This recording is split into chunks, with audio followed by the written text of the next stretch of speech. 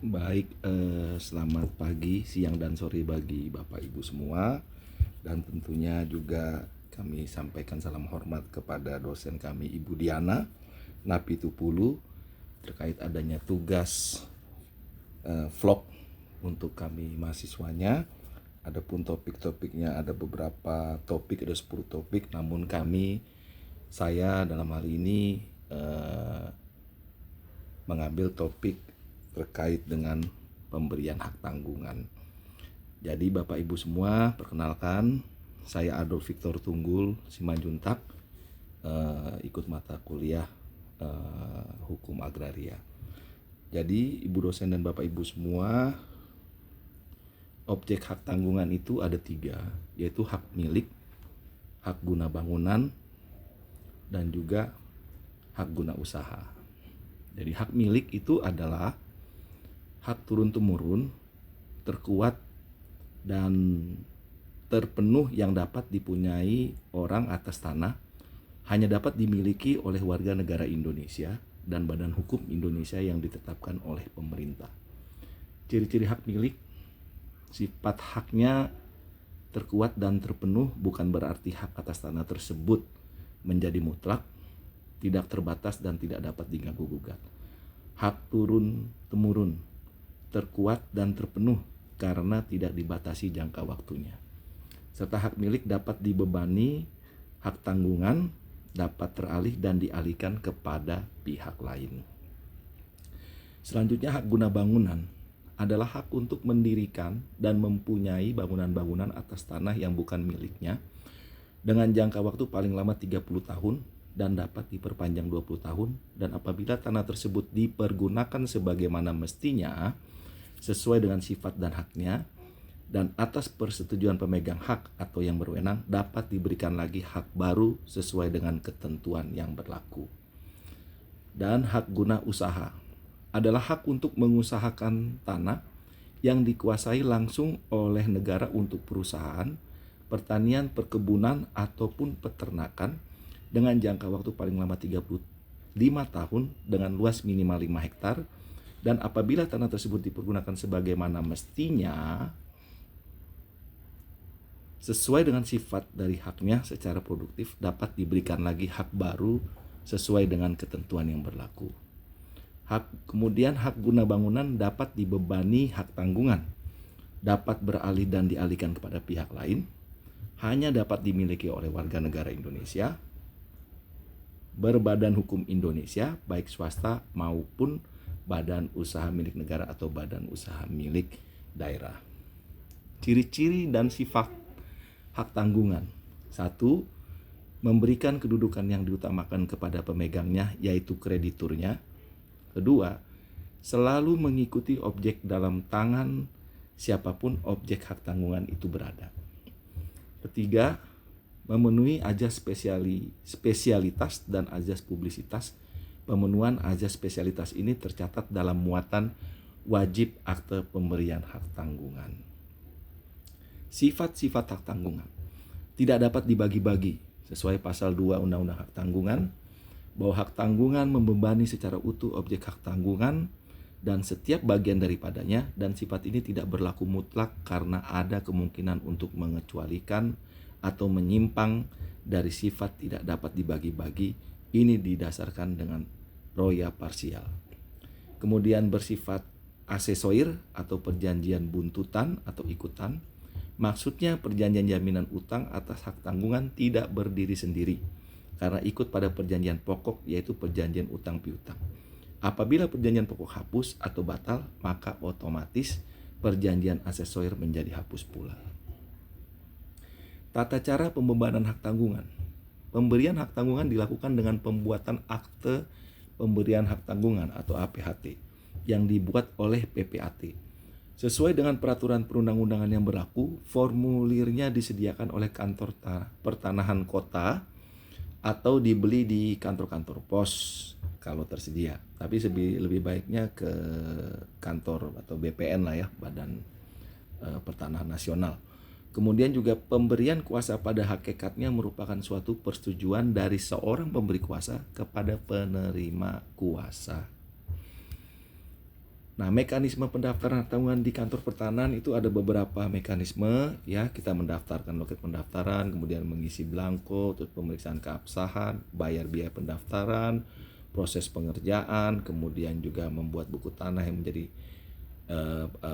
proses pengerjaan berupa pengetikan belangko sertifikat hak tanggungan, mengisi atau membuat buku tanah yang menjadi objek hak tanggungan, salinan APHT dijilid bersama sertifikat hak tanggungan, diserahkan pada kepala subseksi peralihan pembebanan hak dan PPAT, kemudian akte asli yang bermaterai menjadi arsip buku tanah hak tanggungan, kemudian dikoreksi oleh kepala seksi pengukuran.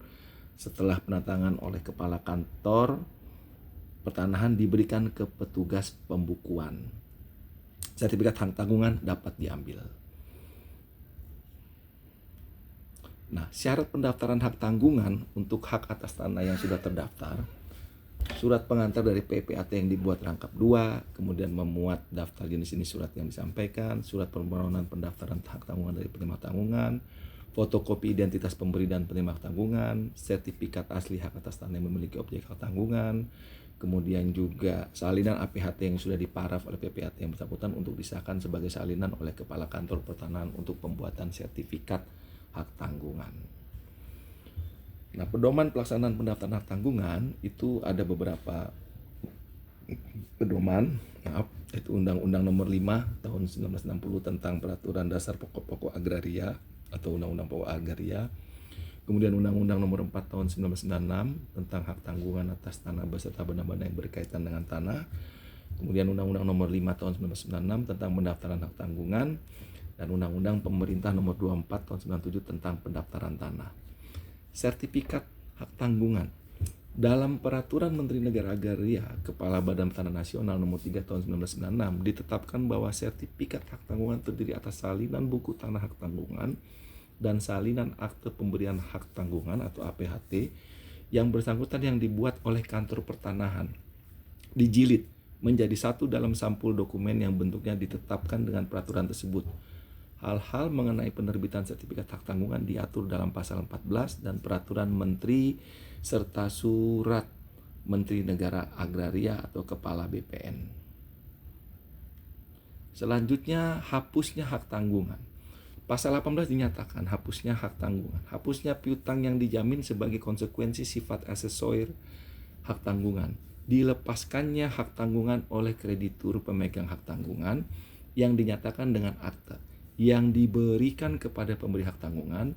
Pembersihan hak tanggungan berdasarkan penetapan Ketua Pengadilan atas permohonan pembelian objek hak tanggungan. Jika hasil penjualan objek hak tanggungan tidak cukup untuk melunasi semua utang debitur, jika tidak diadakan pembersihan, hak tanggungan yang bersangkutan akan tetap membebani objek yang dibeli. Pembersihan hak tanggungan disebut diatur lebih lanjut dalam pasal 19 Undang-Undang Hak Tanggungan. Hapusnya hak atas tanah yang dijadikan jaminan. Kemudian terdapat perubahan yang diatur dalam keputusan Menteri Negara Agraria atau Kepala BPN nomor 16 tahun 1997, nomor 9 tahun 1997, JIS 15 tahun 1997 dan 1 tahun 1998, nomor 2 tahun 1998 dan nomor 6 tahun 1998 serta peraturan menteri nomor 5 tahun 1998. Kemudian selanjutnya eksekusi hak tanggungan. Nah, ini eksekusi hak tanggungan kalau ternyata ada debitur yang wan prestasi oleh kreditur, itu dilakukan eksekusi hak tanggungan atas tanah atau bangunan atau sertifikat hak milik atau hak guna bangunan atau hak guna usaha. Pengertian eksekusi: apabila debitur cedera janji yang saya jelaskan tadi, objek hak tanggungan oleh kreditur pemegang hak tanggungan dijual melalui pelelangan umum menurut cara yang ditentukan dalam peraturan perundang-undangan yang berlaku, dan kreditur pemegang hak tanggungan berhak mengambil seluruh atau sebagian dari hasilnya untuk pelunasan piutangnya yang dijamin dengan hak tanggungan tersebut, dengan hak mendahulu daripada kreditor-kreditor lainnya. Ini eksekusi hak tanggungan yang diatur dalam pasal 20. Selanjutnya, dasar eksekusi hak pemegang hak tanggungan pertama untuk menjual objek hak tanggungan sebagaimana dimaksud pasal 6. detail eksekutorial yang terdapat dalam sertifikat hak tanggungan sebagaimana dimaksud pasal 14 ayat 2. Disebut sebagai dasar eksekusi dalam pasal 20. Pelaksanaan eksekusi hak tanggungan, eksekusi yang mudah dan pasti pelaksanaannya. Dengan disebutkannya dua dasar eksekusi di atas dalam pasal 20, terpenuhi maksud pembentukan undang-undang akan menyediakan bagi kreditur pemegang hak tanggungan cara pelaksanaan eksekusi yang mudah dan pasti.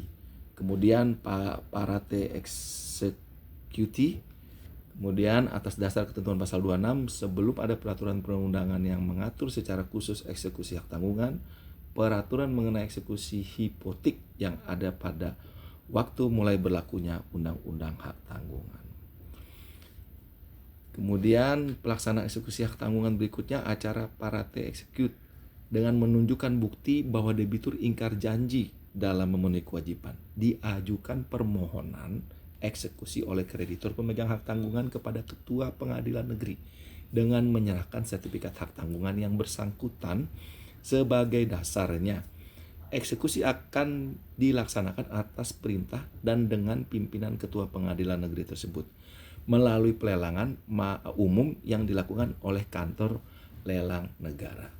Eksekusi berdasarkan pasal 6, pelaksananya lebih mudah daripada parate execute karena tidak diperlukan perintah Ketua Pengadilan. Perintah Ketua Pengadilan Negeri untuk melakukan penjualan objek hak tanggungan yang bersangkutan melalui pelelangan umum. Hal ini sudah dikemukakan dalam uraian 184/1 ayat 2. Kreditur pemegang hak tanggungan dapat langsung mengajukan permintaan kepada Kepala Kantor Lelang Negara untuk melakukan penjualan objek hak tanggungan yang bersangkutan.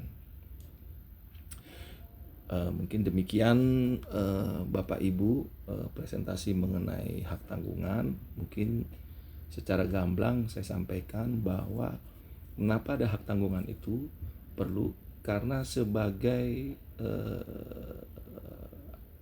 wujud ya, atau tata cara atau kepastian bagi debitur dan kreditur. Kreditur dalam hal ini adalah bank atau kreditur lainnya, kemudian debitur yang peminjam uang. Nah, dalam melakukan pinjam meminjam uang di bank tentu ada jaminannya.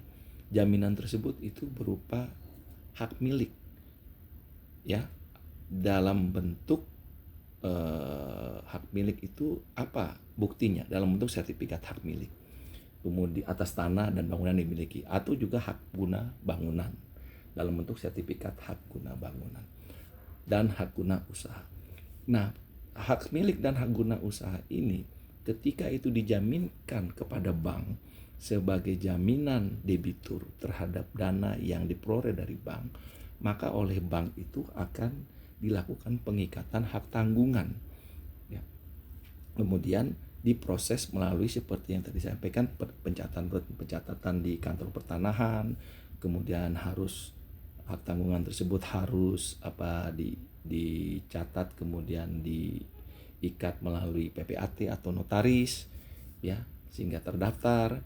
Kemudian selanjutnya setelah dicatat di notaris, maka harus ada akte pembebanan hak tanggungan. Jadi sertifikatnya oleh BPN akan dicatat melalui akte pembangunan melalui akte pemberian hak tanggungan, itu akan dicatat di BPN bahwa sertifikat ini sudah dijaminkan di bank A. Maka itu ada buktinya pengikatan hak tanggungan. Kemudian oleh bank akan disimpan di brankas tahan api atas sertifikat, kemudian SHT-nya. Jadi SHT itu oleh bank akan dibuktikan bahwa itu jaminan yang diberikan debitur atas dana yang diberikan kepada debitur jika sewaktu-waktu debitur tersebut wan prestasi. Ya. Kemudian dalam perjalanan waktu apabila terjadi pelunasan kredit oleh debitur, maka bank akan memberikan sertifikatnya.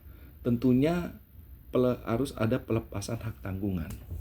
Nah, kemudian oleh notaris hak tanggungan tersebut akan dicabut melalui BPN bahwa itu telah terjadi pelunasan utang oleh debitur kepada kreditur, dan sehingga akan, atau istilahnya diroya mungkin ya, diroya, sehingga di sertifikat tersebut itu akan kembali menjadi milik dari debitur dan tidak ada lagi bukti catatan di sertifikat tersebut bahwa itu telah diikat hak tanggungan oleh bank dan clear.